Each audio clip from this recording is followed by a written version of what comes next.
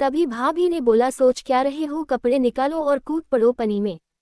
मैं ठीक है भाभी कहकर मैंने भी शर्म छोड़ दी, जो होगा देखा जाएगा सोचकर मैंने अपना शर्ट और पैंट उतार दिया। अब मैं सिर्फ फ्रेंच कट निक्कर में ही था। उसमें से मेरा 6 इंच का साफ दिख रहा था, वो भी उठा हुआ। का टोपा निक्कर की किनारी से थोड़ा ऊपर आ गया था तो वो सभी औरतों को भी दिखा, तो भाभी और सभी औरतें मुझे घूरने लगी। भाभी देवर जी, ये क्या तंबू बना रखा है अपनी निक्कर में? मैं क्या करूं भाभी, आप सभी ने तो मेरी हालत खराब कर दी है। भाभी भाई साहब, आप मेरा नाम क्यों ले रहे हो? मैंने तो अभी कपड़े उतरे भी नहीं। हाँ, वही तो अफसोस है। और मैं हंसने लगा। भाभी लगता है आपकी शादी जल्द ही करनी पड़ेगी। सभी औरतें हंसने लगी और मैं पानी में चला गया। मुझे वहां पे बड़ा मजा आ रहा था। सोच रहा था कि हमेशा ही मेरे दिन ऐसे ही कटे, इतने सारे बोबों के बीच। मुझे मूठ मारने की इच्छा हो रही थी, लेकिन मैं सभी के सामने नहीं मार सकता था, वो भी पानी में। सभी औरतें हंसने लगी और मैं पानी में चला गया। मुझे वहां पे बड़ा मजा आ रहा था। सोच रहा था कि हमेशा ही मेरे दिन ऐसे ही कटे, इतने सारे बोबों के बीच। मुझे मूठ मारने की इच्छा हो रही थी, लेकिन मैं सभी के सामने नहीं मार सकता था, वो भी पानी में। शायद मेरी परेशानी भाभी समझ रही थी और उन्होंने मुझसे मजाक में कहा, देवर जी, आपका जोश कम करो वरना निक्कर फट जाएगी। उधर ऐसी गंदी मजाक से मेरी हालत और खराब हो रही थी, लेकिन उन लोगों को मस्ती ही सूझ रही थी। भाभी ने नीचे बैठकर कपड़े धोना चालू किया। उसकी बैठने की पोजीशन ऐसी थी कि उसके घुटने से दबके उसके चूचे ब्लाउज से बाहर आ रहे थे और दोनों चूचों के बीच की बड़ी खाई दिखाई दे रही थी। ब्लाउज उसके चूचों को समाने के लिए काफी नहीं था।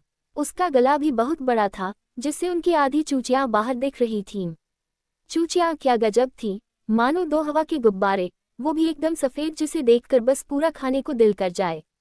मैं लगातार उनके चूचे देखे जा रहा था, तब पता नहीं कब भाभी ने मेरे सामने देखा और हमारी नजरें मिली, जिससे भाभी बोली, मुझे पता है देवर जी, आप मेरी भी चूचियां देखना चाहते हैं, तभी तो बार बार घूर रहे हैं। बोलकर हंस पड़ी और बोली, लो आपकी ये इच्छा मैं अभी पूरी कर देती हूँ। वैसा बोलकर उन्होंने अपने पैरों को सीधा किया और मेरी तरफ देखकर ही मेरे सामने अपने ब्लाउज के हुक खोलने लगी। ब्लाउज क्या तंग था कि उनको शायद हुक खोलने में मुश्किल हो रही थी, और वो मेरी तरफ देखकर बार बार मुस्कुरा रही थी। फाइनली उसका टॉप का हुक खुल गया, उसके बाद दूसरा, तीसरा करके 4 हुक खोल दिए और उसने ब्लाउज वैसे ही रहने दिया। उनके चूचे कपड़ों से ढंग के थे, लेकिन उनकी लंबी लकीर दिख रही थी, जो किसी के भी लन का पानी छोड़ने के लिए काफी थी। उसने मेरी तरफ मुस्कुरा कर खुद ही अपने चूचे को दोनों हाथों से सहलाया और 2 साइड से ब्लाउज अलग कर दिया। बाद में उसने अपने कंधे ऊपर करके ब्लाउज उतार फेंका।